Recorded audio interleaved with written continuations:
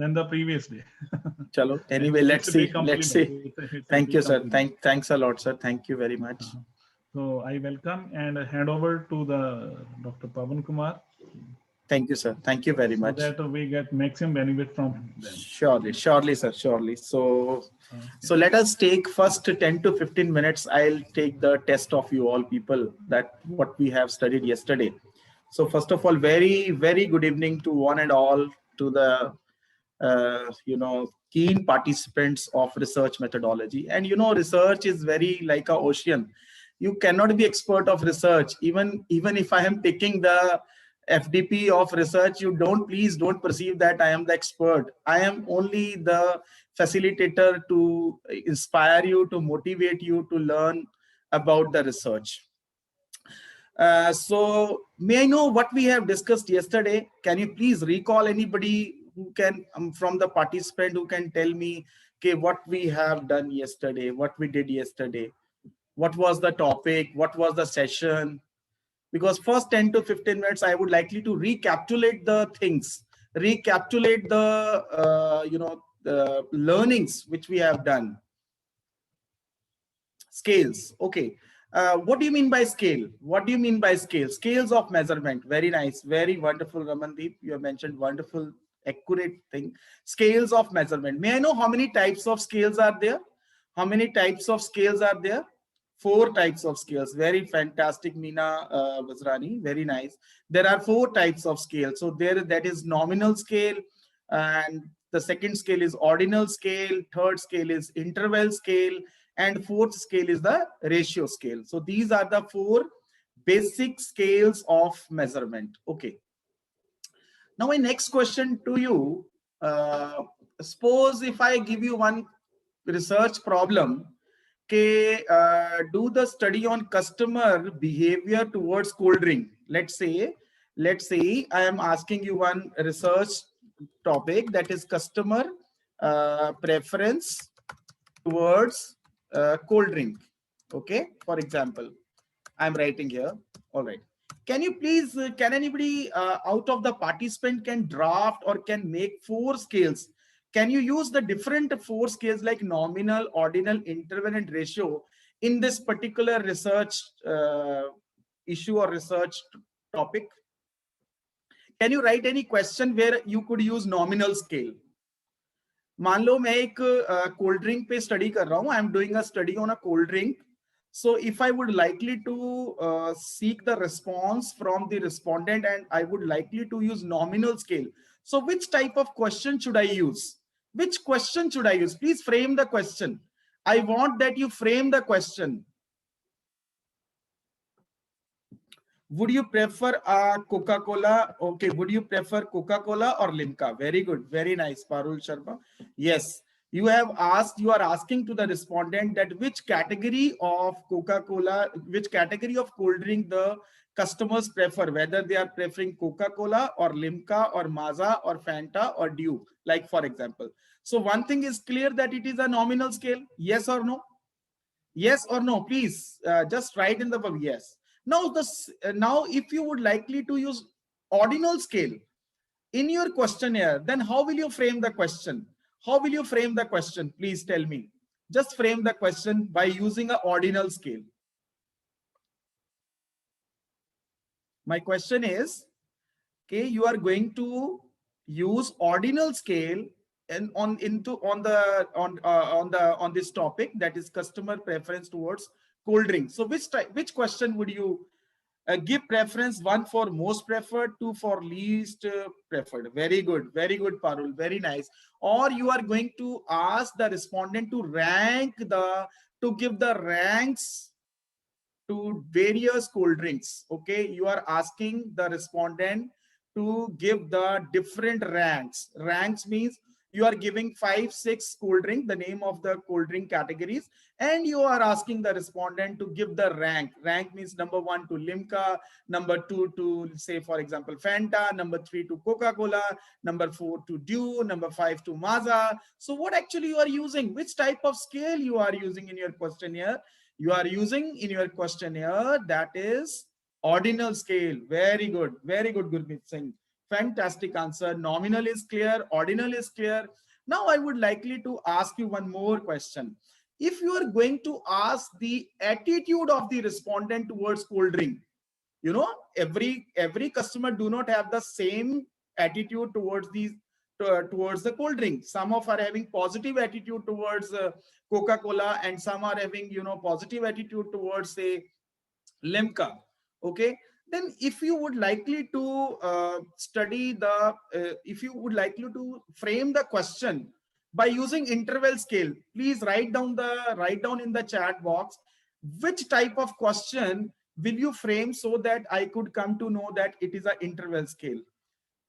uh, very good. Chandrika, the packing of cold drink is good, and you are seeking the response from the respondent, whether he strongly agree, strong agree, neither agree nor disagree, or, you know, the disagree or strongly disagree. Then what are you doing actually? You are actually using a 5-point scale. It is a 5-point scale. And in 1960s, this scale was given by a social psychologist that is called the Francis Likert. So that is why this the name is given to this scale, which we can call it as a Likert scale. So Likert scale is a rating scale. Basically, you are seeking the behavior of the customer towards the cold drink. Okay, and you know that every cold drink manufacturing company is interested to know the attitude of the customer towards the, you know, that particular cold drink brand.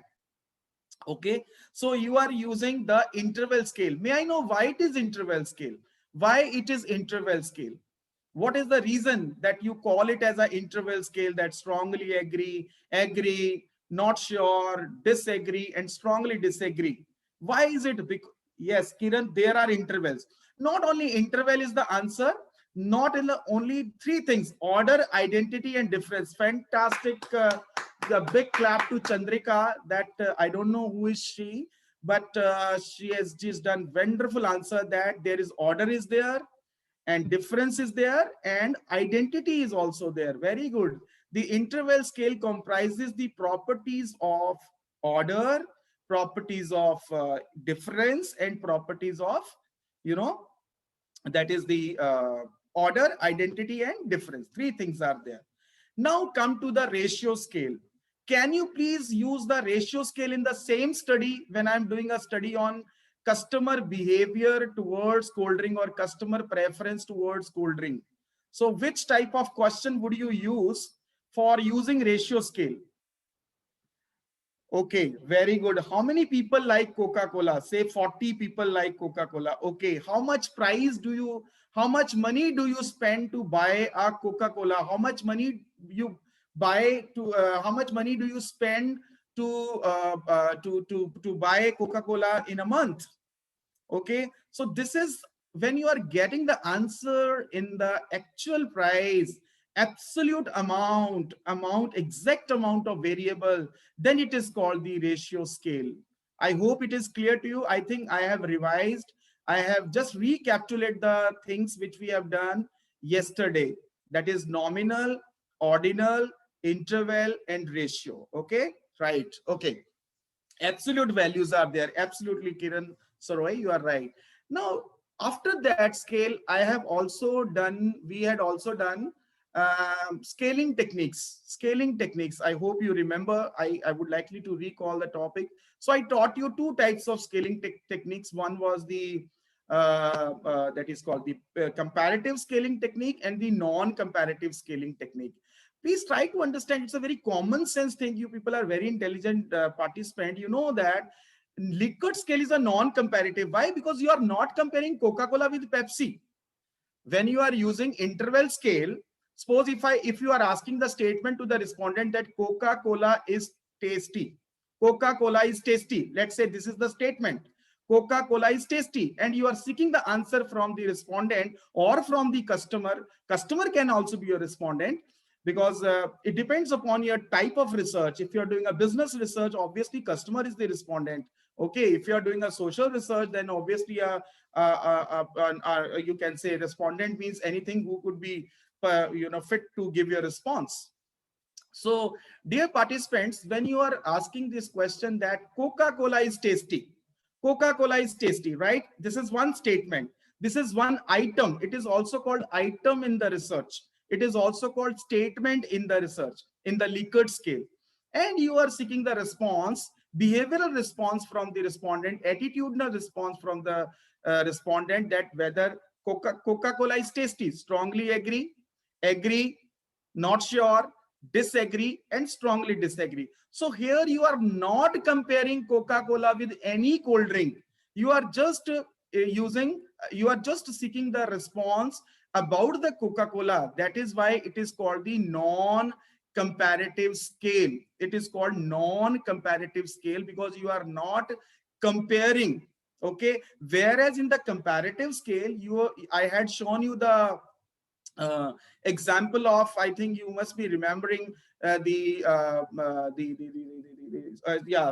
shampoos, comparison between among the shampoos. Then we were using the comparative scaling techniques. But Likert scale is, please note down in the bold letters wherever you are writing, jotting down, that Likert scale is a non-comparative scaling technique. Semantic differential is also a non-comparative scaling technique. Semantic differential I will show you today. Parametric and non-parametric test, I will tell you, Amandeep, don't worry. I have differently, kept the sessions on the parametric and non-parametric test. Don't worry. So I'm showing you one today questionnaire now. This questionnaire is of my PhD student. She has recently got the doctorate award, and she has been the assistant professor in the Gardi Kala College, Khalsa College, Hoshiarpur. So I'm showing her questionnaire to you. You are supposed to tell me which scale she has used in her questionnaire. Okay, it is a first draft of the questionnaire which I am showing to you. Let me show you, please. And you people would answer me. Okay, very good. This workshop should not be monologue. This workshop should be a two-way process. You should participate more. So I'm showing you. I hope the questionnaire is visible to you. Can somebody tell me that yes or no, this questionnaire is visible, or should I zoom it? Yeah, please. Is it visible to you? Yes, sir, it's visible. Visible. So this PhD study is on the determinants of e-commerce adoption among micro, small, and medium enterprises of Punjab. So with this questionnaire, I am teaching today two things. Please note down, I am using the application-oriented way to make you understand what is questionnaire, what is scale, what is instrument, and as well as at the same time, I'm also recapitulating the topic which we did yesterday. Okay, two things. Okay, we are going to do at the same time. So the topic is determinants of e-commerce adoption among micro, small, and medium enterprises of Punjab. Okay, this was our study, and we framed this questionnaire. And you know that questionnaire is the set of questions you are asking from the respondent. Okay, first of all, tell me, I will be asking you this. The first, she is asking position. Position means owner, CEO, or manager. Can you please tell me which scale it is? Just write in the chat box quickly. You just write in the, very good, very nice, nominal scale. Perfectly right, nominal scale. Yes, because from the respondent, we are just asking the categories, that is owner, CEO, and manager. Can you please tell me the scale of which she has used in the second question? Gender, male or female? Male or female? Nominal. Very good, very nice. In the age, we have used the categories like below 25 years, 25 to 40, 41 to 60, and above 60. What is this scale? It is nominal. It is nominal. It is not interval. Why are you saying it is interval? It is nominal scale. The reason being because these are categories. These are age-wise categories: below 25 years, 25 to 40 years, 41 to 60 years, or above 60. This is category. Educational qualification: below metric, metric, secondary, graduation, post-graduation, or none. Educational qualification. Educational qualification, please, below metric, metric, secondary, graduation, post-graduation, none. Again, it is a nominal because these are categories. These are categories that you belong to metric, or you belong to secondary, you belong to graduation, you belong to post graduation, or you do not belong to none. Number of employees. Number of employees below 10, 11 to 50, 51 to 100, 101 to 200, 201 to 500, and above 500.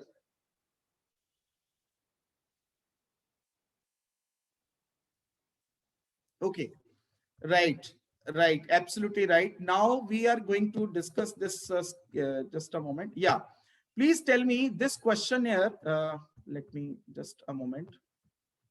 Yeah, can you please tell me which question, which scale it is when you are asking the statement that indicate using tick marks and how the following factors affects your decision to adopt e-commerce at first stage or to the next stage if already in use. Like for example, EC increases profitability. Strongly agree, disagree, neutral, agree, and strongly agree.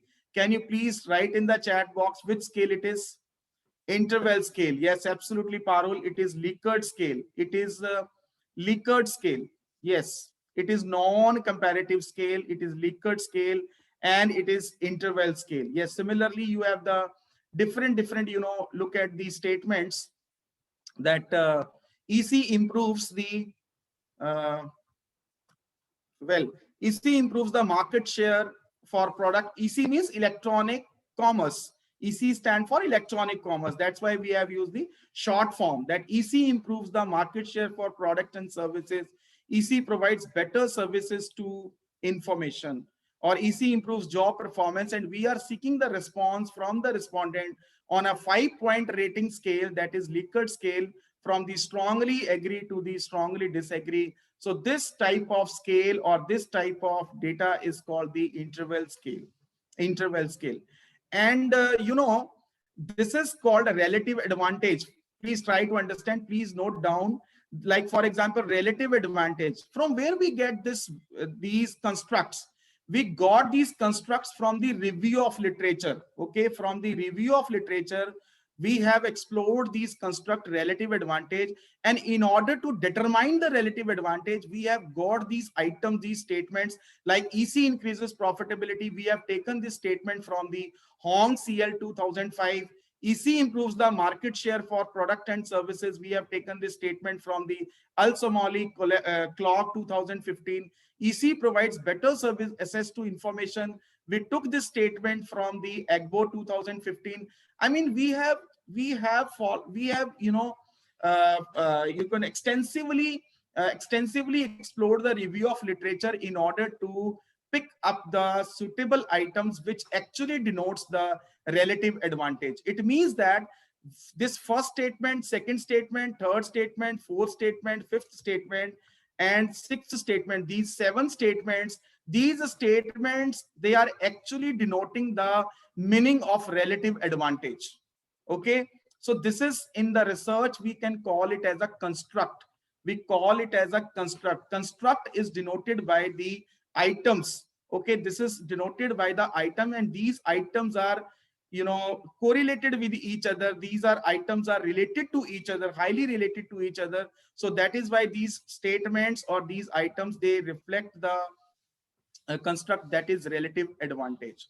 So one thing is very clear from this questionnaire, that questionnaire is one of the very, very important instrument to get the data. Okay, if your questionnaire is wrong, if your questionnaire is poorly formatted, if your question is properly structured, and if your questionnaire is not meeting the objectives which you have set the objective in your study, it means your study will go in vain, because you put your efforts in collecting the data, and one information or one thing you get missed in the questionnaire, then the things will get in vain. So what is very important is that while designing the questionnaire, constructing the questionnaire, you should be very careful that your questionnaire should meet all the objectives of your study, whatever the objectives you have related to your research study. Now, so this was only the test which I used to take from you by showing you this questionnaire. Now let us go for the, how many of you have downloaded the, this software trial version, SPSS? Okay. All right. Okay. So you can see that questionnaire should be very simple. It should be easy. It should be easy to understand. It should not be more than, 2 or 3, 4 pages. It should not be very lengthy.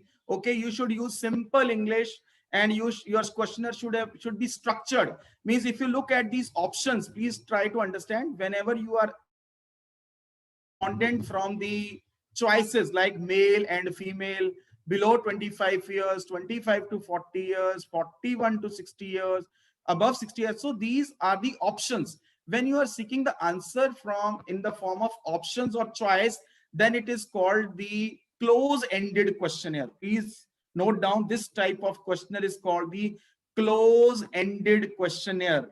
It is always preferable that in the quantitative research,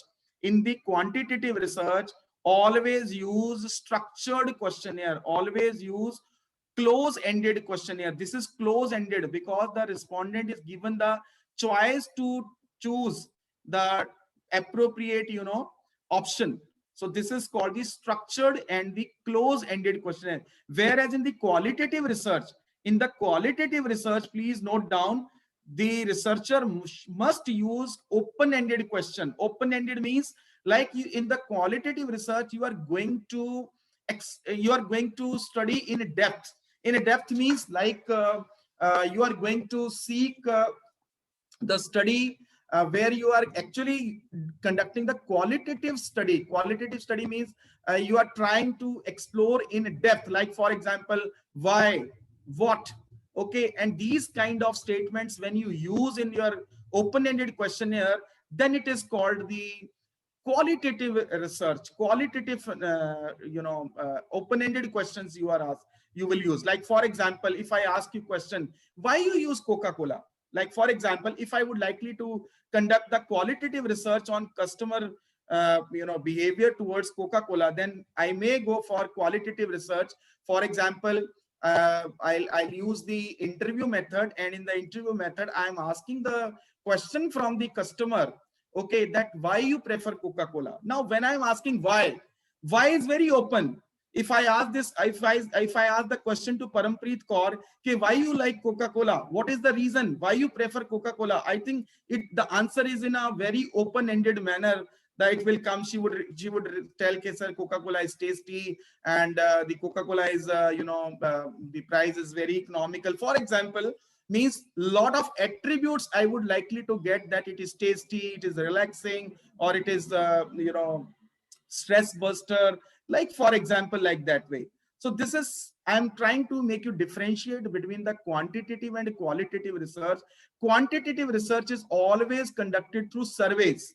So like my student of PhD student, this is Dr. Harpreet Kaur now, she has conducted this study in the MSMEs of Punjab. She conducted the survey. She got the responses from by meeting the owner or CEO or the manager of the MSMEs company, and she sought the responses from the respondent from the set standard of questions, okay, which is called, we can call such type of studies is called the quantitative research. Okay. Whereas when we are talking about the qualitative research, for example, I'm a smartphone company, and I would likely to launch one smartphone company in India, for example, and I would likely to give you a project to Parampreet Kaur. Okay, I am hiring Parampreet Kaur to do a project on behalf of my companies to find out the attitude of the young generation towards the smartphone preference. So she has two options. One, she can go for the quantitative research by conducting a survey from the youth, and might be she take a sample from the Khalsa College Patiala, because in the college there is a good number of students. So she can go from the conducting a survey from the youth. And one, she can do the another way to conduct a qualitative research. Qualitative research may, what she will do, she will look for the different approaches. In the qualitative research there are different approaches, like we have the focus group interview, we have the observations, or we have the, you know, in-depth interview. So maybe she is going for focus group interview. So she will select few 8 to 10 students from the campus, those who are more expert in using smartphone. Okay, they are having much knowledge about the smartphone, and she conducts one focus group interview of 8 to 10 participants and asking them an open-ended question, and she's doing a recording of everything, which we can call it as a focus group interview in a research terms. And she's asking open-ended question, which smartphone do you have? Then those 8 to 10 participants starts giving answer that one is having, let's say, Apple, one is having, say, Redmi, one is having MI, one is having Realme, one is having, you know, Samsung. So why, which of the she's not going to ask the question in a choice form. She is going to ask the question in the form where the student actually you know, elaborately gives the answer about that, what is the reason that they are going to, and what features they are looking for in the coming model of the smartphone, what expectations they are looking for in the new launching smartphone. So here the respondents, the participants will give the more extensive and more elaborative answers when you are asking the question in an open-ended question. Now, as a researcher, there both quantitative and qualitative and merits and demerits. Please try to understand. If you know, right now, if you look at the good journal papers, good research papers, so you'll find that qualitative research papers are also equally acceptable in these Scopus journals. Because I'll show you one paper which my research scholar has just recently published in Emerald. The name of the journal is the Quality Management, the TQM journal. So my student is from the Ludhiana. She is Kulvinder Kaur, and she's about to complete her PhD.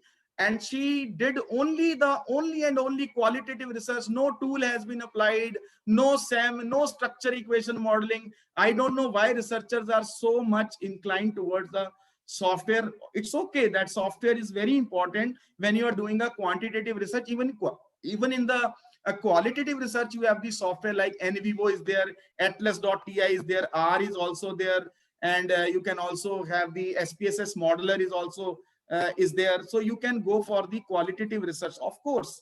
But we have simply written the social media usage in beauty and wellness industry in Punjab. This was our study, and this paper took 1.5 years, and it got published in the TQM journal, which is a B category Scopus Emerald journal. So what I'm trying to make you understand, I'm just trying to make you understand that every research, whether it is quantitative research or qualitative research, both researches are very equally important. It is your topic, it is your objectives which determines whether you should go for quantitative research or whether you should go for the qualitative research. Like this research is absolutely a quantitative research.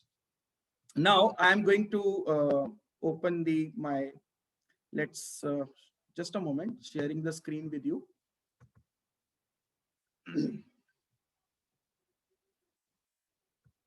Okay, I hope the screen is visible to you. Please, can you just a moment.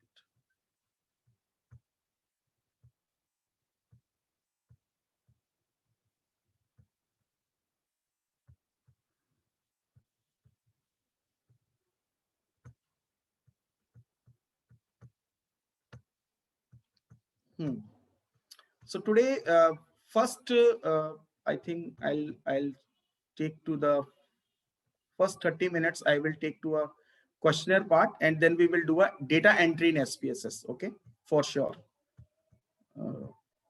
Just a moment.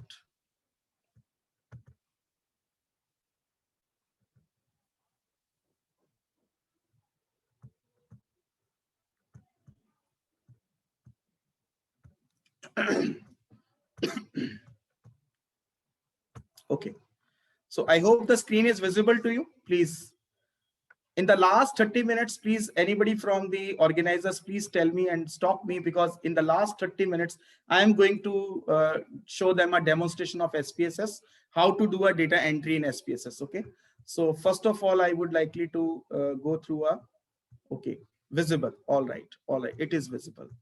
Right.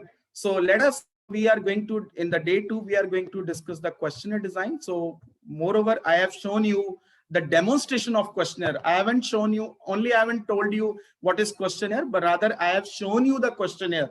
I hope you have seen the questionnaire and you have seen the type of question that has been used in the questionnaire. So my first outcome is very much clear to you now. Understand the questionnaire design process. Now the second outcome is execute the questionnaire for the data collection. So let me first give me a brief review of that. We have done the 4 scale: nominal, ordinal, interval, and ratio. Let me first ask you one question. Which of the following is called metric data? Which of the following is called metric data? Nominal, ordinal, interval, ratio, or both C and D?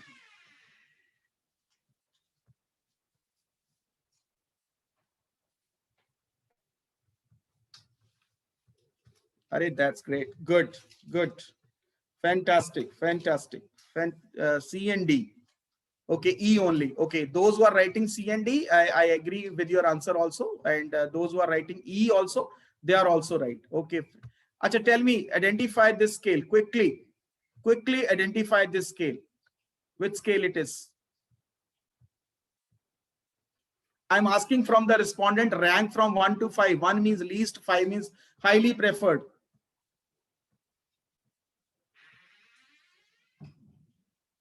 Why it is interval? Why it is interval?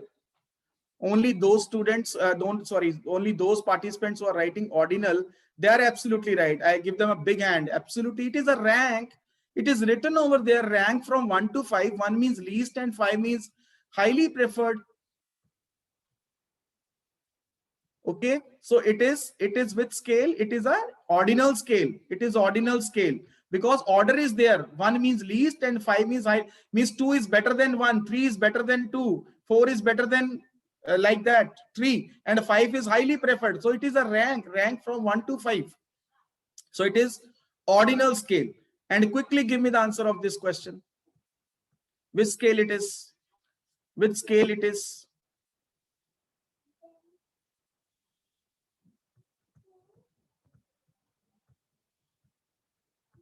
Very nice. Wonderful. It is interval scale. Why interval scale? Because there the rating is there where I'm measuring the rating of satisfaction, where 1 means highly dissatisfied and 5 means highly satisfied. I'm neither nowhere written it is rank. Neither nowhere it is written rank. It is called the this is interval scale. And here this scale is called, you already know, strongly disagree, disagree. It is a Likert scale. And this type of scale is called the semantic differential scale. Please note down which scale is used. This is there. This is called the semantic differentiation. Why it is called semantic? Because semantic means 2 bipolar meanings. Bipolar means opposite meanings, like definitely by and definitely not by. And you are seeking the respondent response on the 1 to 7 point rating scale with having 2 extreme meanings, which is there, definitely by and definitely not by. Then this type of scale is called the semantic differential. Semantic differential. Okay, so this scale was left yesterday, so I just thought I should put in an MCQ form where you can be able to understand that what is semantic and what is the Likert scale. Yes, there is also 7-point Likert scale. Yes, of course, you are right. There is 11-point scale, 7-point scale, 5-point scale. So each scale has its own merits and demerits. Okay, when you move away from 5 to 7, so 7 scale is more better than a 5-point scale, and if you reach to 9, then it is more better than the 5-point scale. But generally in the emerging countries like India, where people, they do not they cannot much differentiate between very agree and you can say very strongly agree and strongly agree. So generally it is appreciated that you should use 5-point scale. You should use 5-point scale, whereas in the European countries, if you look at their studies, they use 11-point scale also, because they are far educated and they know what is the difference between the otherwise in the emerging markets, like we as a researcher, they do manipulate and the data and all these bad things are happening. So but what is there is that each scale, like 5-point 7-point, or 9.11 point. So each scale is having its own merits and demerits. So obviously 5-point scale is much more popular, you can see in the PhD studies or in the capstone project or in the MPhil projects. You must be agree with me. Okay, now we are going to discuss about the questionnaire. What is questionnaire? So I'll just be showing you that questionnaire is just a formalized and pre-specified set of questions which is designed to obtain responses from the potential respondents. Okay, you are basically asking formalized and pre-specified set of questions. Whenever there is a formalized and pre-specified set of question, it is called the questionnaire. For example, suppose there is a research topic. If I give you that you have been given a task to judge a brand loyalty for a particular brand, how will you frame a questionnaire? Can you please guide me that? Can you please tell me how will you frame the questionnaire? Suppose you are going to study the this task to judge a brand loyalty for a particular brand. Okay, you have been given the task to judge a brand loyalty for a particular brand. So how will you do it? How will you do the study? So obviously whenever you are going to conduct this study, you have to take the help of review of literature. Review of literature means the study which is already been there, which are related studies which are already being published in the various good research papers, in the various good journals, and in the various you can say publication houses. So here I would likely to mention to the researchers and participants, please, whenever you are going for the review of literature, always look for good journals. Always look for good journals. I have seen that many of the researchers, they look for the substandard journals, which are paid journal, which are, I think, they just charge money, and whatever you can write in the garbage, they just publish. Okay, they don't even bother about the quality and else. But if you really want to do a good research, always go for a good review of literature. Always do extensive review of literature, because from the review of literature, you are able to make the questionnaire. Because the foundation of the questionnaire is your review of literature. Review of literature. Otherwise you cannot bring a good piece of paper. Generally क्या होता है कि mostly मैंने देखा है कि researchers they ask कि sir अच्छे जर्नल में पब्लिश करने के लिए क्या करना होगा. अच्छे जर्नल में पब्लिश करने के लिए आपको अच्छे पेपर पढ़ने होंगे पहले. You have to read the good quality papers. You have to study the good papers of Emerald, Indus Science, even Taylor Francis, Wiley. Okay, and these are some of the good publication houses and publishers from where you can get the good quality journals. Good quality journals. Otherwise, if you start picking a garbage, then obviously you cannot seek good publications. So for example, what I'm trying to make you understand, that we are just trying to understand the questionnaire. Okay, you have been given a task to judge a brand loyalty for a particular brand. So what I can come to know from the the review of literature, that brand loyalty can be measured through brand awareness, perceived quality, and willingness to pay. Willingness to pay. So this is called, when the arrow is towards the construct, like this the concept you are measuring, going to measure the brand loyalty. Okay, so it is called the formative scale. When the arrow is towards the opposite direction towards from these are items like brand awareness, perceived quality, willingness to pay. They determine the brand loyalty. So from where you get this? You got this. You have got this from the review of literature. Like the brand awareness can be determined by these three items, that is updated about brand information, sharing brand information, posting about posting about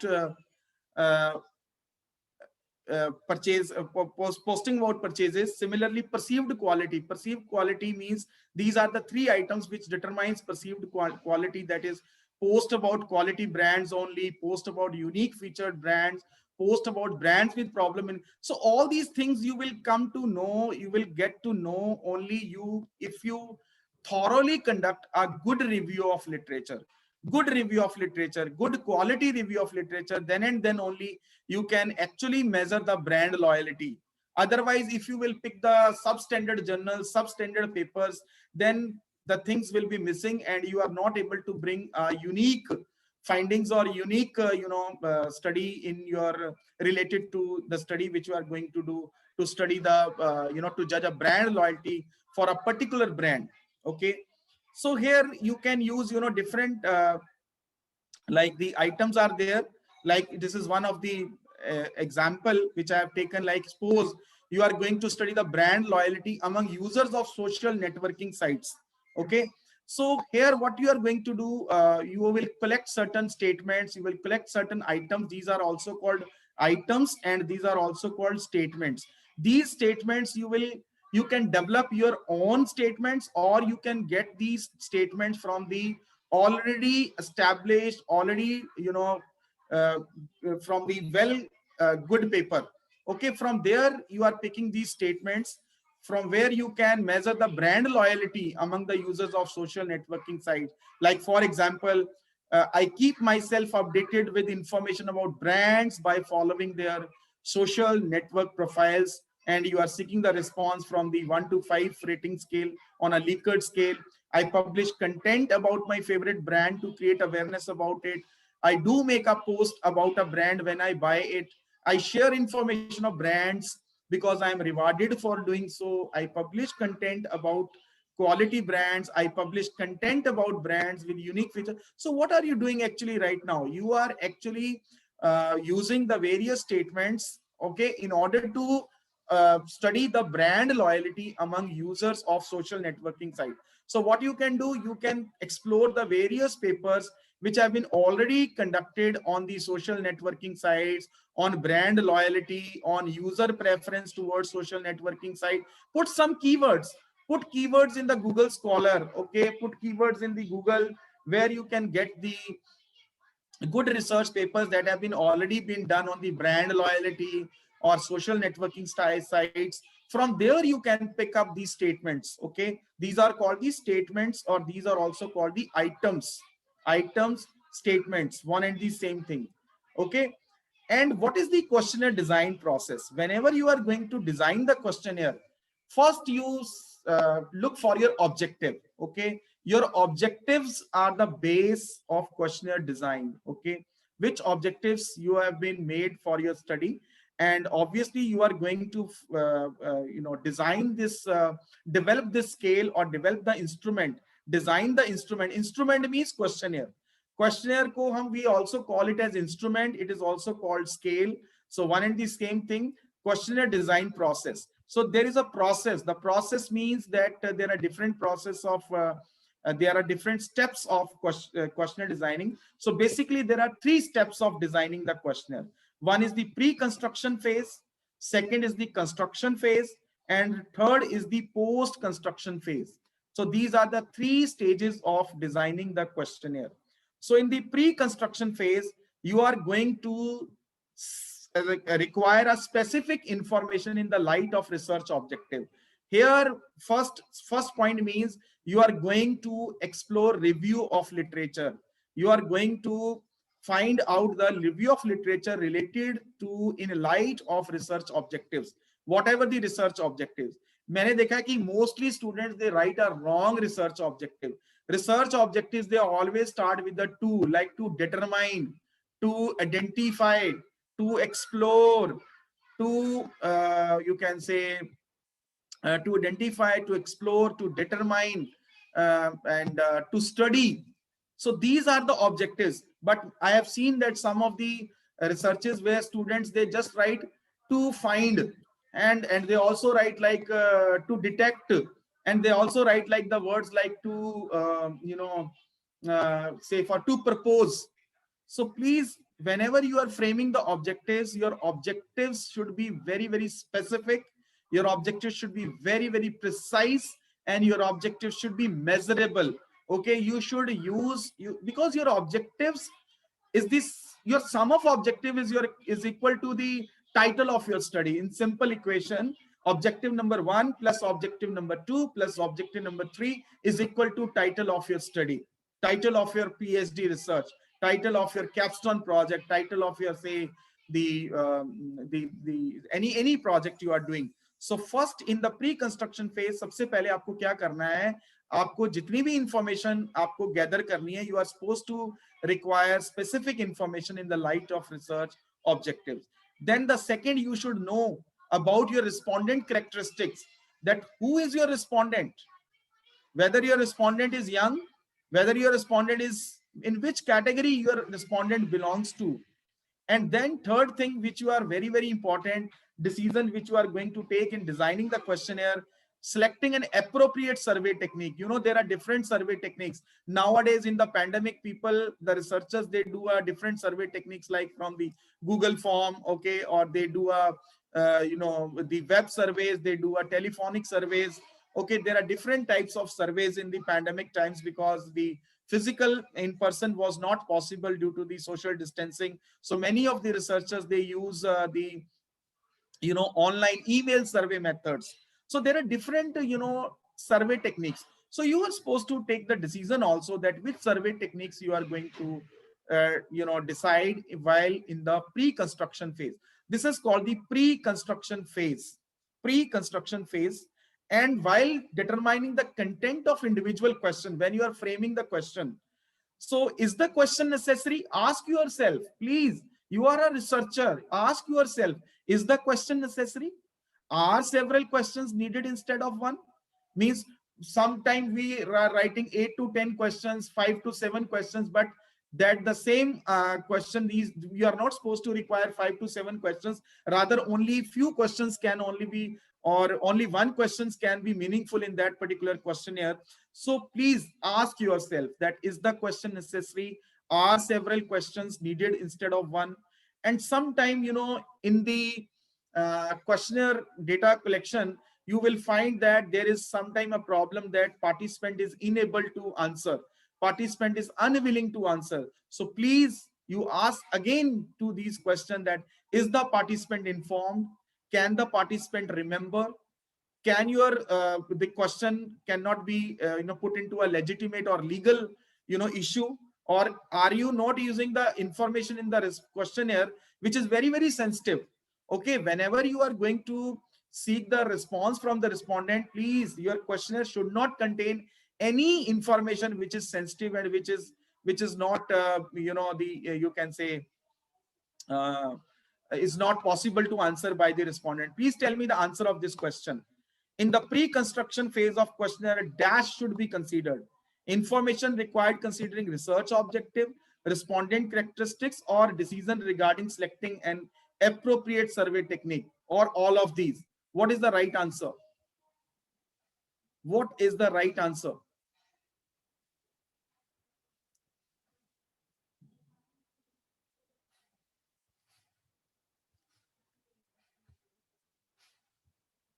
Very good. Very nice. So A, all of these are important. Very good. Those participants which are writing all of these are important, I think they are listening me very well, and I'll give them a big hand for them, because after a regular time, I will take your test. I will take your test.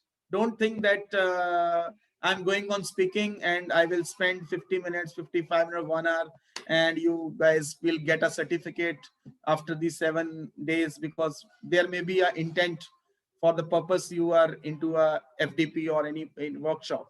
So anyways, in the pre-construction phase, आपको क्या करना है? आपको अपने researcher को, या if you are a researcher, do a extensive research, do an extensive review of literature, my dear participants. Please look for good research papers. Don't do a substandard papers where you are not going to bring a new insights, or you are not going to bring a new theoretical background, or you are not going to bring a new novelty, no uniqueness in your research paper. Customer behavior, customer preference, customer perception, वो पहले भी होता आ रहा है और आज भी आप करते जा रहे हो. Then what is the novelty? What is the novelty into it? Please, you can bring some new phenomena in the study, and try to do a qualitative study which is also very meaningful for the publication purpose. I'm telling, and even quantitative research also is quite acceptable to the good journals. So next is the phase 2. Now we are reaching to the phase 2. Phase 2 will come to, we are going to go for very, very important. These phases are very, very important in the questionnaire. Please note down. One is your question format. Question formatting is very important while designing the questionnaire. Sometimes what students do, they ask, questions in such a way that they are not in a proper format. Okay. Sometimes so it is very important that you as a researcher decide your question format, your question wording. Question wording is very, very important. Okay, because use simple wording, use simple language, so that the respondent is able to answer, the respondent can understand. And question sequencing, that decision is also very, very important in the construction phase. Decision regarding question response choice. Okay, whether you are going to use a multiple choice questions, dichotomous choice questions. Dichotomous means yes or no. When you have the two choices, that is called the dichotomous questions. And when you have a multiple choice, means more than two. And then you are going for, look for the first draft of the questionnaire. First draft of the questionnaire. So these are some of the 6 important decisions you take in the construction phase. In the construction phase, can I take a see the chats? I think okay, all right, okay, thank you very much. Then is, then once the construction phase is over, so please, my dear participant, whenever you are going to construct the questionnaire, your questions words must be simple, very much easy to understand. Dear, if you ask a person the weather is dismal, मेरे ख्याल dismal का meaning आप में participants को भी, मुझे भी नहीं पता क्या होता है dismal. If I say weather is bad, I think bad is easy to know. Everybody knows what is the meaning of bad. So don't use the big language, don't use a big vocabulary in your questionnaire. And if your respondent is, say for example, rural. अभी कल मैं PhD का एक viva ले रहा था, तो there was one of the student from Haryana. He is doing in the midday meal some scheme is, that in the midday meal scheme. So I mentioned him to translate this questionnaire into Hindi also, because in Haryana the parents can understand Hindi more rather than English.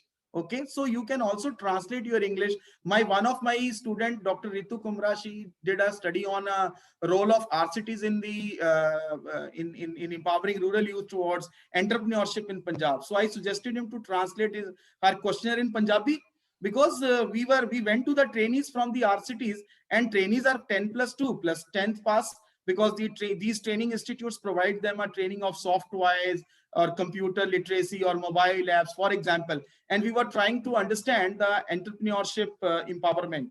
So we did it. We translated the questionnaire into 2 languages. One was in English and one was in Punjabi.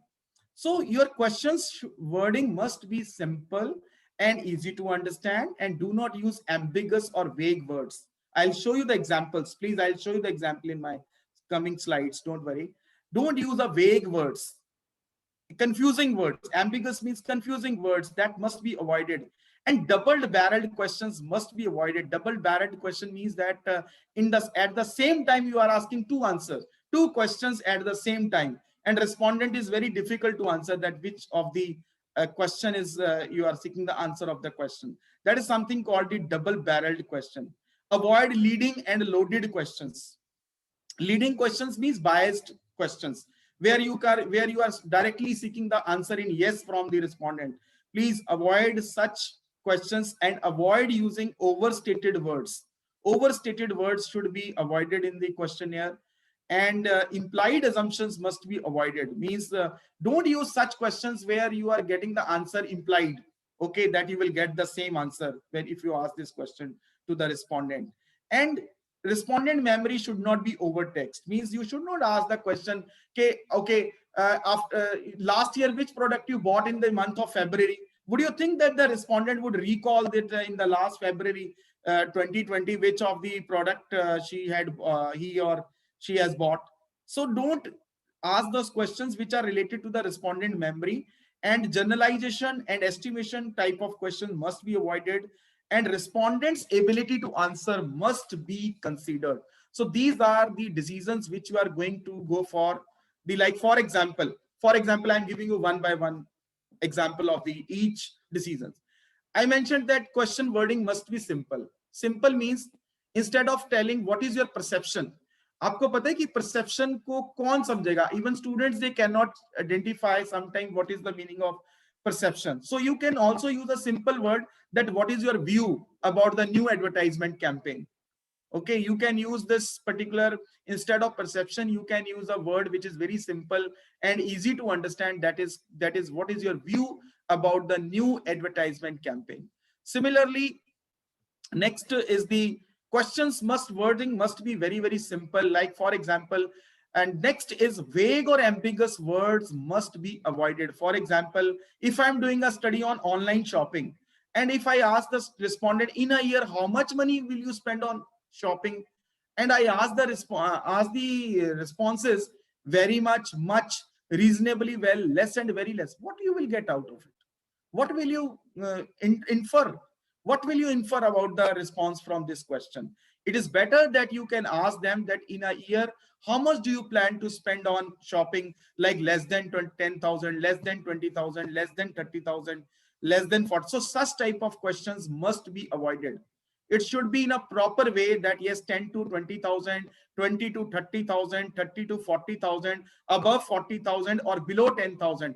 You should make such type of question. So such type of word should be used rather than using the vague or, you know, ambiguous words. Then is avoid double-barreled. Double-barreled question means, suppose whenever somebody is asking a question in the questionnaire that touches upon more than one issue, means you are asking two answers from the one questions. So that should not be there. For example, I just put this example. As you approach the intersection, did you look down, change the radio station, then look up, and for the first time notice the oncoming car? So you are asking, you know, 2-3 questions in one question, and you are asking the answer in yes or no. I think this is the biggest thing which you should avoid, which is called avoiding the double barrel. Double barrel का मतलब कि एक ही question में आपको दो चीजें नहीं पूछनी है. You are supposed to ask one question, one response at one point of time. That is very, very important. Carefully you should look when you are going to prepare the questionnaire. And second thing, maybe, for example, on weekends, would you prefer an outing with your family? And which is your favorite outing spot in the town? Now, this is a double-barreled question. Why it is a double-barreled question? You are asking to the respondent, would you prefer an outing with your family? Number one answer you are seeking from yes or no. And at the same time, you are asking, and which is your favorite outing spot in the town? So it is very difficult for the respondent to answer. So what you can do, you can bifurcate this question into two questions. Number one is, on weekends, would you prefer an outing with your family? Number one, yes or no, he would respond, he or she would respond. Question number two, you can take, okay, if yes, then which is your favorite outing spot in the town? Do you agree with me or not? Yes or no? Can you please write in the chat box, yes or no? Okay, we should avoid double-barreled question in the questionnaire. Okay. Yeah. Next is the avoid leading and loaded question. Leading and loaded question का मतलब होता है कि leading का मतलब होता है, for example, if I ask the question, aren't you satisfied with the new feature of the product? I am straight away asking the person that the person should tell me that he is satisfied or he is not, she is satisfied. So avoid leading question and avoid loaded question. Like, for example, every patriotic Indian will prefer an Indian brand of soap.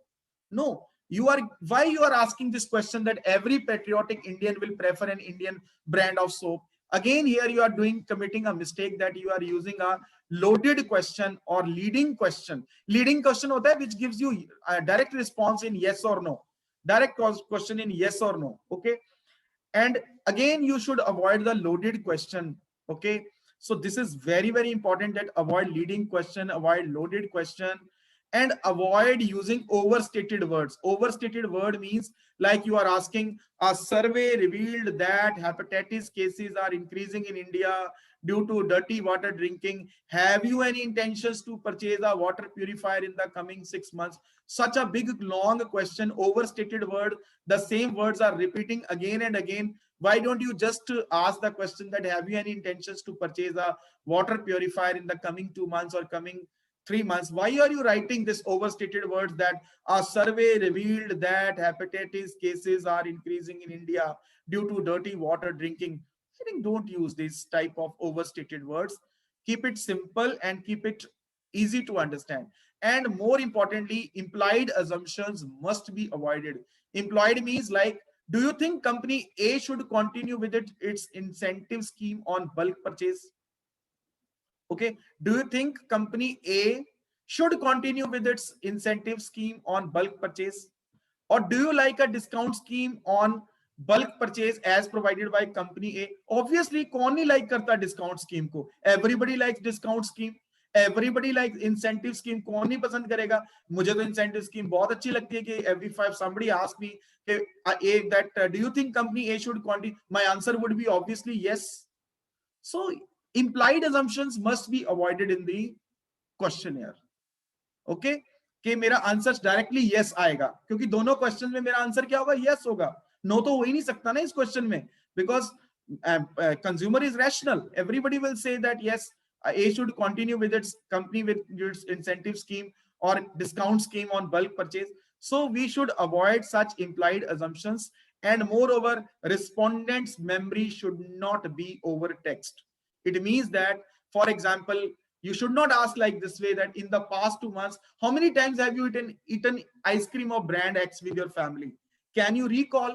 No, it is not possible that you can recall and you can tell the exact answer that, okay, how many times you have taken the ice cream in the last 2 months, or how many times you enjoyed ice cream parties with your family in past 2 months. So respondent memory should not be over text. And respondent ability to answer must be considered. Don't ask such question where respondent is not able to answer. For example, do you feel that internet banking is an added advantage for bank customer? Or do you find a difference in your purchasing behavior in pre and post liberalization period? Okay, I think these type of questions is very difficult to answer when you ask him, okay, do you find a difference in your purchasing behavior in pre and post liberalization period? So respondents' ability to answer must be considered, that whether that person is able to answer. Okay. Then is avoid leading and loaded question. I have already discussed you. Yeah, avoid split split ballot technique. Split ballot technique क्या होता है कि split ballot technique में हम क्या करते हैं? We just try to avoid biasness. Okay, we try to avoid biasness in the question, because sometime in the question we have the positive aspect and the negative aspect. Okay, so we don't ask questions like that, like this way. A fully automatic washing machine is better than the semi-automatic washing machine. Strongly agree, agree, not sure, disagree, and strongly disagree. But this will tell you only the biasness, because आपने question इस form में पूछ लिया कि a fully automatic washing machine is better than semi-automatic washing. So those people who are using fully automatic machine, they would obviously tell that yes, it is better than the semi-automatic. But sometimes semi-automatic machine is also better than fully automatic machines in terms of value for money, because it is economical. It is less use of, it uses less water as compared to the fully automatic washing machine. So you can also reverse the phrase of the same questions can be provided to the other group, like that a semi-automatic washing machine is better than the fully automatic washing machine. So this technique is called the split ballot technique. Whenever you are using a Likert scale, जब भी आप item statements अपना बनाते हो questionnaire में, you are preparing, you are making these self-developed statements, then you should be very, you should take care that you should use the split ballot techniques. So these are all the repetitions. So first of all, whenever you are going to screen the questions, first use the screening questions, then opening questions, then categorization questions, and then you can use the logical ordering. Logical ordering means funnel technique. In the funnel technique, first ask the journal questions. Journal questions which are easy to answer from the respondent, like age, income, gender, occupation, okay, education. These are some general questions, and put the difficult question later. Otherwise, respondent will not give you the answer. It will irritate him and he will not give the answer when you ask the very first, the difficult or complicated questions. And moreover, you divide your question into different parts. Different parts means like first part should be a demographics, and the second part should be of your the related to your objective number 2, objective number 3. So for example, you can make a different sections of the questions.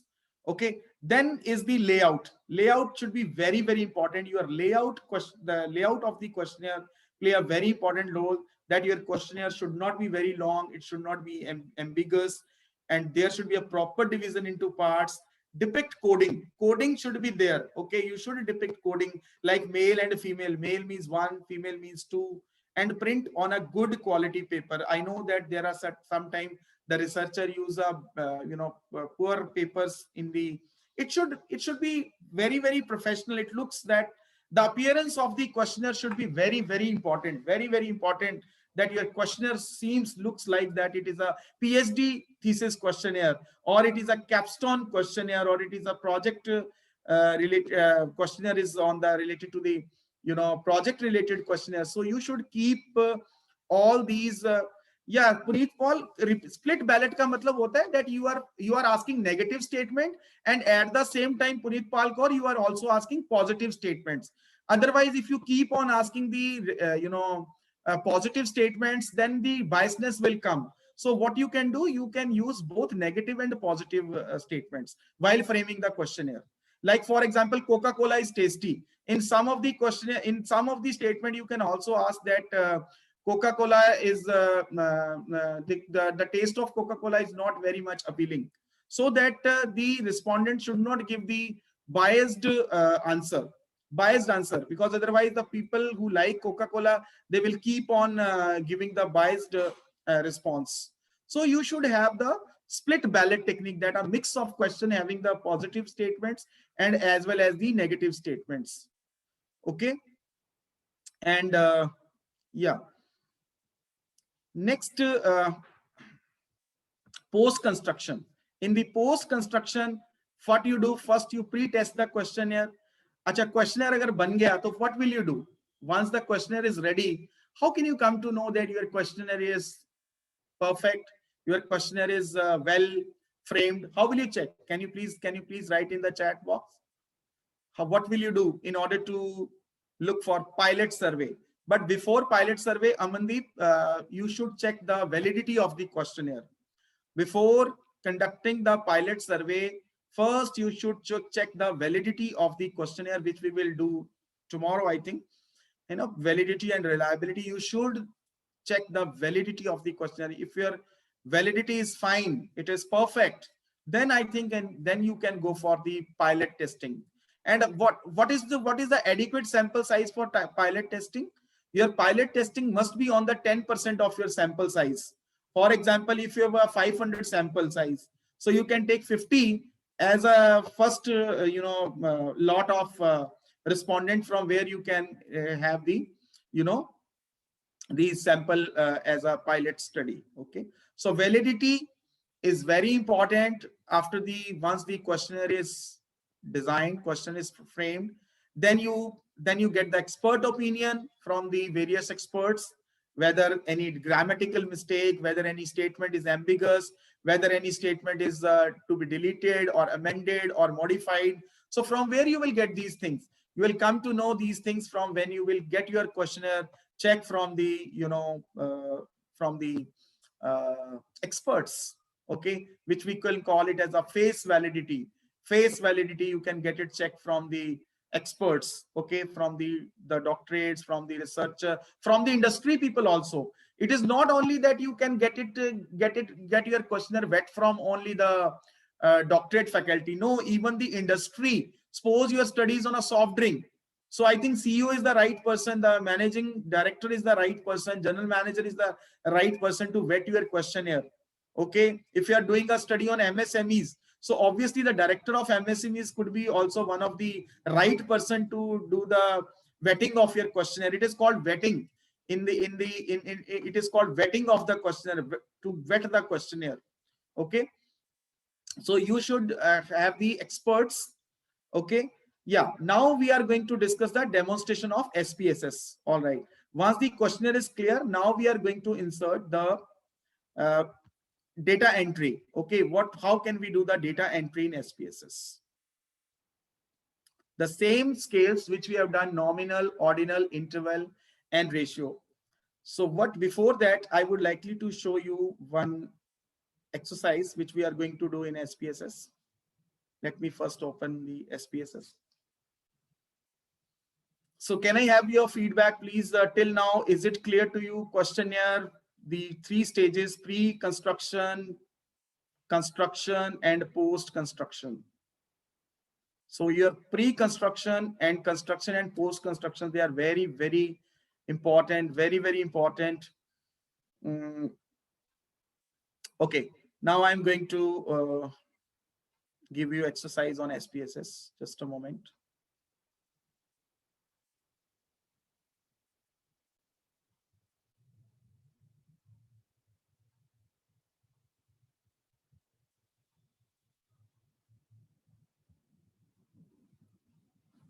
Just a wait.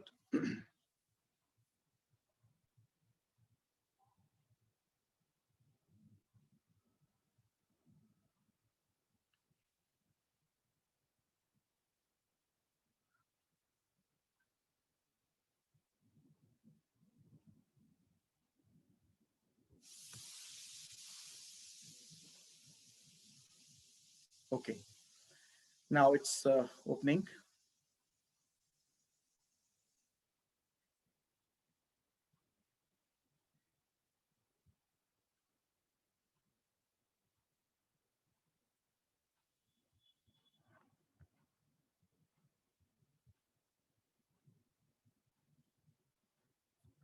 Okay, so this is the exercise which I am going to share with you, data entry in SPSS. Please, just a moment, you can look at. Please, is the screen visible? This is tutorial. So tutorial means, I call it tutorial. Tutorial means we are going to do a practice tutorial. So this is data entry in SPSS. Is it visible, please? Can you please tell me? Yes? Okay, all right. So the outcome of the tutorial in the next 20 minutes is that understand about scales used in SPSS, because without scales, you cannot enter the data in the SPSS. Okay, that is why the scales is very important for data entry and ability to generate SPSS sheet with data entry. So first of all, I'm again recapitulating that we have discussed 4 types of important scale. Where is a nominal means which is used for identity, ordinal means rank order or preference order, interval means behavioral response, and ratio means exact amount of variables. And in the interval scale, 0 is arbitrary. In the ratio, 0 is absolute. There is no 0 means nothing in the ratio, whereas in interval ratio, 0 means the temperature. So 0 doesn't mean that there is no temperature. 0 is also the temperature. Okay, so what we are going to do, we are going to identify the number of variables, and we are going to identify the scales, prepare variable view, and prepare the data view in SPSS. So first of all, I am giving you this exercise. For example, let's say I have conducted one study on customer satisfaction survey. And in the customer satisfaction survey, these are my respondents. 10 respondents are there from whom I collected the data. My first respondent is male, second is male, third is female, fourth is male, fifth is female, sixth is female, seventh male, eighth, ninth, and 10th. Similarly, I have also sought an information about the household income per month. That is 4,000, 6,000, 8,000, 3,000, and occupation, government job, business, private job, business, and satisfaction from the service. That is 535223114. First of all, whenever you are going to enter the data in SPSS, you should know that which type of scale it is. Let me first, you should know it that this is gender. Gender is a nominal scale. Household income per month is a ratio scale. Why it is a ratio? Because absolute number is there, 4,000, exact amount is there, 4,000, 6,000, 8,000, 3,000, 6,000, 9,000. And occupation is also nominal scale, because categories are there: government job, business, private job, business, business, business. like that. And satisfaction from the service is the interval scale, because you are getting the rating means you are getting from 1 to 5 scale. 1 is 5, the first respondent is giving 5 points, second respondent is giving 3 point, and third is giving 5 point, and fourth is giving second. Okay, so now we are going to carry the important steps. The important step is identification of variable. Once we identified the variable, we'll see the number of variables, and we'll also look for the identification of scale associated to each variable, which I had taught you yesterday and even recapitulated today also. And then first you are going to enter variables in variable view, and then you will assign values for nominal variables, and then enter data in data view, and then save data sheet at working directory. So these are the steps of data entry in SPSS. Now let me show you the demonstration from the SPSS. I hope the screen is visible to you. Can anybody please tell me that yes, is the screen visible to you? SPSS screen is Yes, visible sir. to you? It is visible, right? So there are two screens. One is the data view, another is the variable view. So in the first step, as I mentioned you, that in the first step, what will you do? You will go for identification of variable and number of variables, and enter variables in variable view. So may I know which of the variable is the number one? Number one was the gender. So come in the variable view, right here, gender. Just write here gender, or just write observation. Let's say first one is observation. Number one was the gender. Third variable was क्या था, मैं खुद अपना screen खोल रहा हूँ, कोई बात नहीं. Gender. Then household income. The third was the household income. Household income. Okay. Sorry. Space should not become. Please note down, whenever you are writing, the space should not be there. Either you can write underscore, or why it has come, this warning has come because I was using space. So you can say H income, for example. Let's say household income. Okay, household income. Okay, clear? Then the fourth variable. Variable क्या होता है पहले आप समझो. What is variable? Spreadsheet जो होती है, Excel sheet जो आपने बनाई है, उसका जो कॉलम होता है उसको हम वेरिएबल बोलते हैं, रोज को हम ऑब्जर्वेशंस बोलते हैं. We call rows as observation, means respondent observation, and variable means column. Columns में जो भी आपने लिया, observation, gender, income. Income के बाद में क्या था? What was their next variable? The next variable was occupation. Next variable was occupation. So I am writing here occupation. Okay, once it is done occupation, then the next variable was satisfaction. Satisfaction from the service.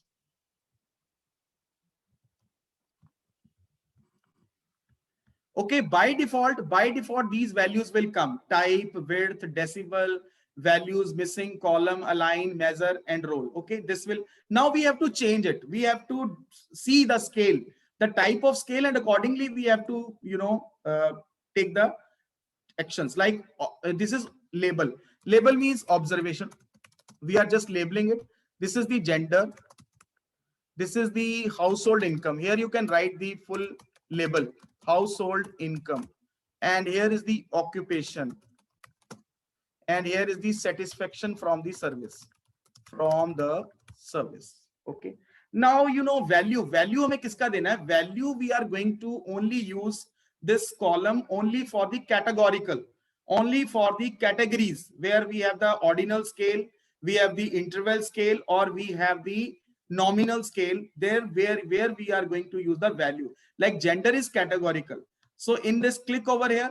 So I am going to give the value. One means I am giving, let's say in the sheet is male. One means male, I am giving the value. So label means male, add. And 2 means female. 2 means female. Okay, is it clear to you? Then okay. Now you know that this gender is a nominal scale. So obviously you have to change the measure, which is called the nominal scale. Okay, so it is nominal. Is it clear to you? Now it is nominal. Now next is the household income. Household income, if you look at the variable, it is the ratio scale. So in the ratio scale, you are not going to use this values because it is a absolute number. So you keep it as it is. Okay. Whereas in the occupation is again categorical. So I am going to define the values. Value means one means which of the occupation it is. Let me see my PPT. Government job, business and private job. Okay. So one means government job. One means government job. And two means private job. And three means business.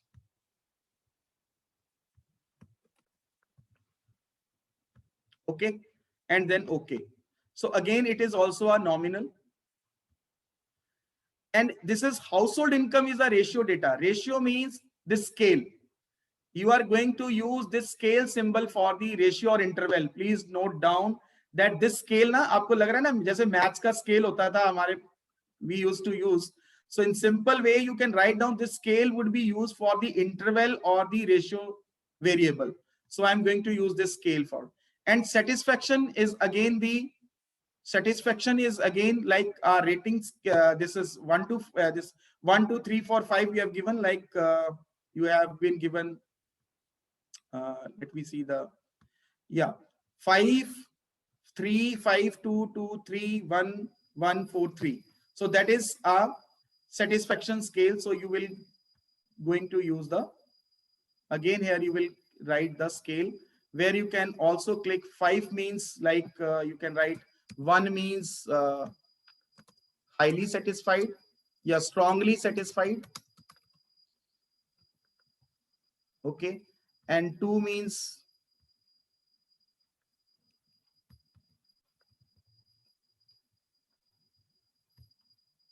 three means neither satisfied nor dissatisfied. Okay, and 4 means you have the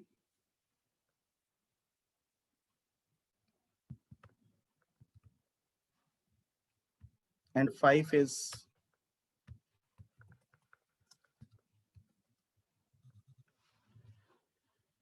okay.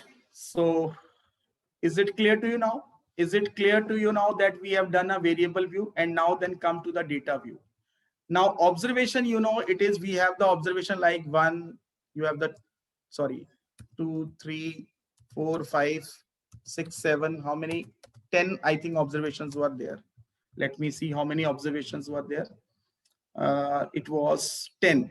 Okay, gender, like the first one was male. Okay, in my I'll share this for your practice, you can do it, but just I am going to give you a demonstration like this was a male. So here it was gender is male. Second was again, you know, like for example, it was male, female, male.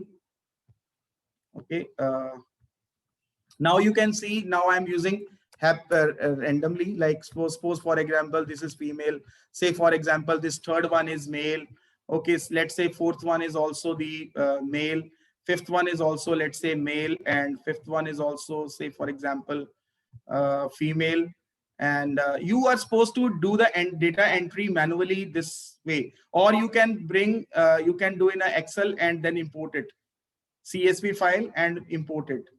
So first I am doing it manually so that you should know, like for example, now higher income. Income means you have the income like, let me see, 4,000, 6,000, 8,000, 3,000. Okay.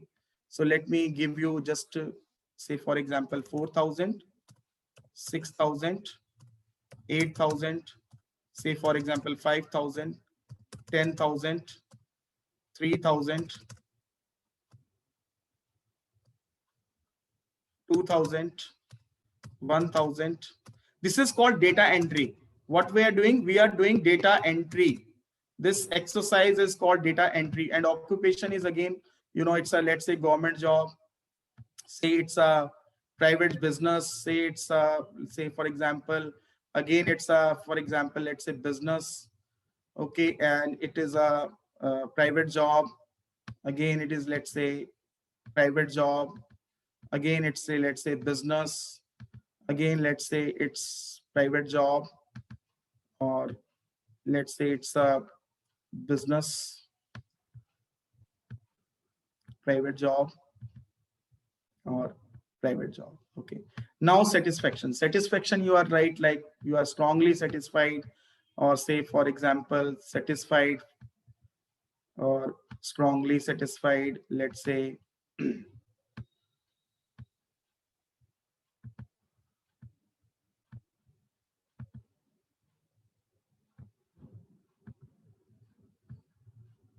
Okay, I mean just picking the responses. Okay, I'm not doing anything intentionally. I'm just doing it that these are the responses which I have sought from the, which I have got from the respondents. Respondent ने मुझे ये response दिया है कि those people who are male, they are strongly satisfied and their income is 4,000. And now this is called the data entry. And you can see here that these are the, if you click over here, these are will show you the labeling part. And once you click over here again, you will get the coding part. This is called coding.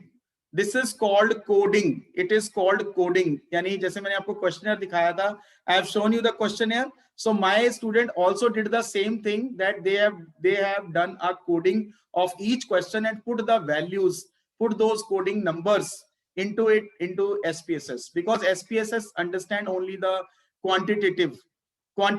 Okay. Now observation is no meaning for me. Observation is no meaning for me. So that is, I can take as a string. So whenever I'll take a string, then observation will not be, because this is just observation that 1, 2, 3, 4, 5, 6, 7, 8. It has no relevance with my analysis. You know, it is just a number. It is just a serial number. Okay. And so that's why I have converted into a string, and decimal number I'll convert to 0. So that now you can see that dot, sorry. Now you can see again the data view. Now you have the observation, gender, income, occupation, and satisfaction. Now we are going to apply this a small analysis, like let's say analyze. I'm going to use analyze. From analyze, we are going to do all the tests, all the techniques in SPSS. So always remember that we are going to use analyze. Like suppose if I want to do descriptive statistics, I'll use this menu. If I'm going to use compare mean t-test, I'm going to use analyze. If I'm going to find out the correlation, I'm going to use the drop down menu of analyze. Again, if I'm going to go for regression, again, I have to use analyze, because this analyze is very simple, that you should understand that once the data is entry is done, you will use this menu, that is analyze. File, edit. File means file may you can, what you can do, either you can open a new data or open even I'll tell you one very good example for your exercise, that you can have certain data sets in SPSS by default. Whenever you install the SPSS, you can go to C drive, I'm just giving you practice exercise. You need not to take any data set. By default, IBM will provide you SPSS files for the practice.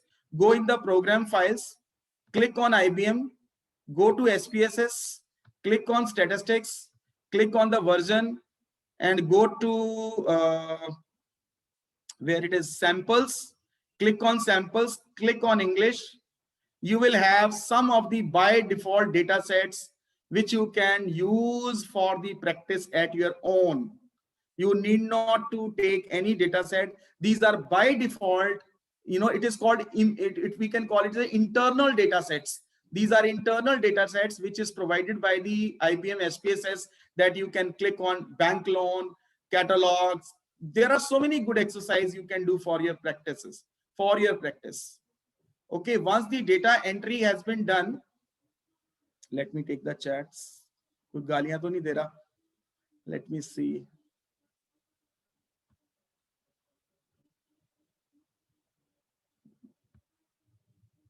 Okay. Okay. Yes, Ambika, we need to enter both the data and variable view. Yes, both. Yes, absolutely. या एक बार मैं फिर बता देता हूँ, अभी मुझे किसी स्टूडेंट ने पूछा कि सर एक बार पाथ हमें दोबारा बता दो। बड़ा सिंपल है, it's very simple, you just a moment.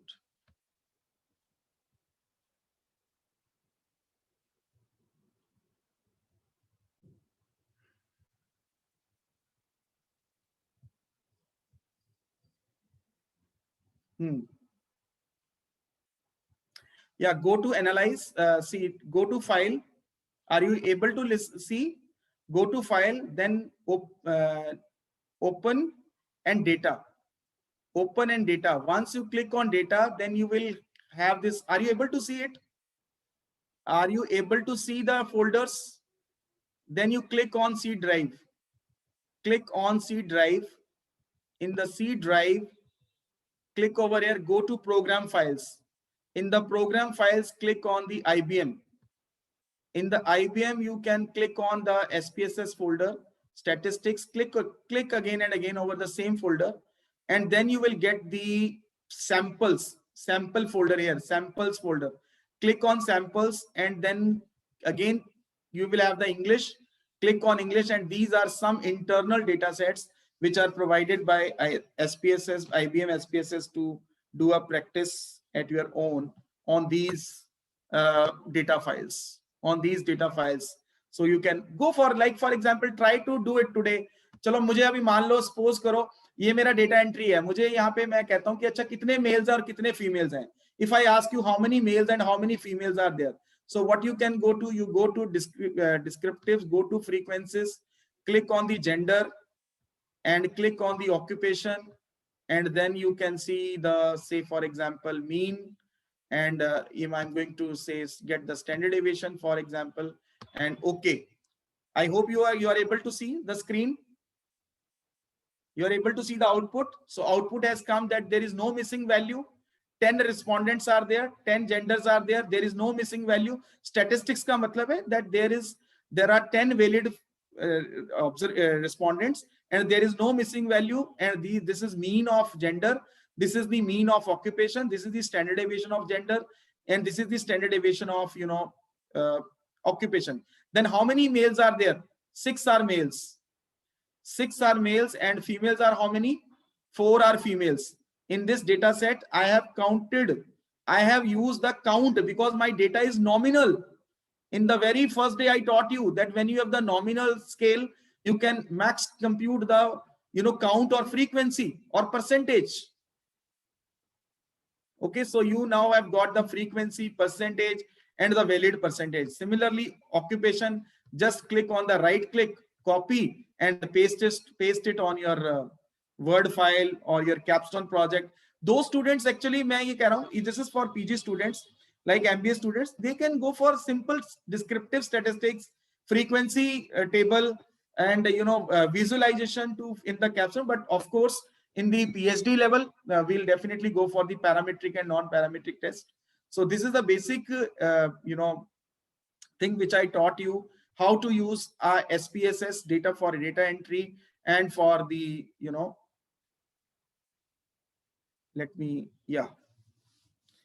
Acha, you are not able to see the output result. Okay, sorry. Let me show you. Just a wait. Give me a time.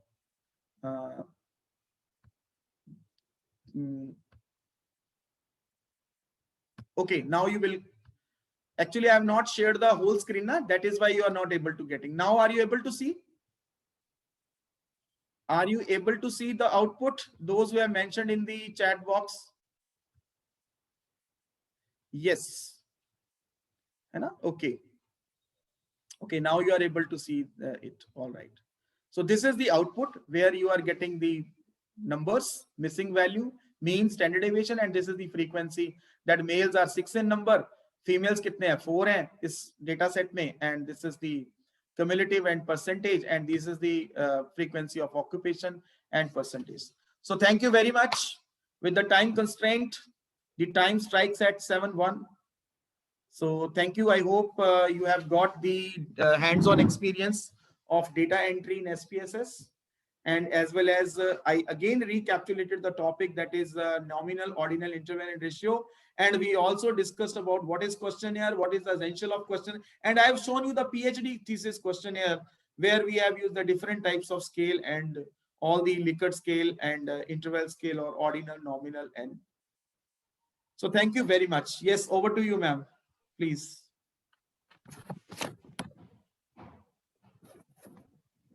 A very good evening to one and all.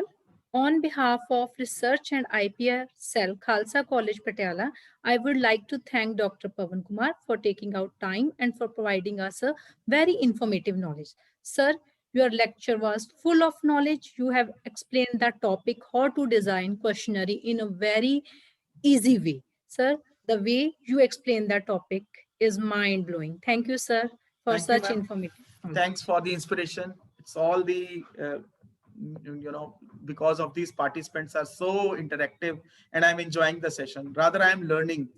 Gagan is mentioning We have also learned very much. Okay. Thank you so much. Thank you very much. Tomorrow I will taught you. Tomorrow I will taught you, Parul, little validity and reliability, and then jumping to hypothesis testing.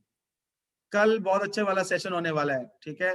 आपको hypothesis के बारे में पता चलेगा, T family के बारे में पता चलेगा, one sample t test, one way ANOVA, independent sample t test, which are actually very meaningful for the parametric test. Okay, all right.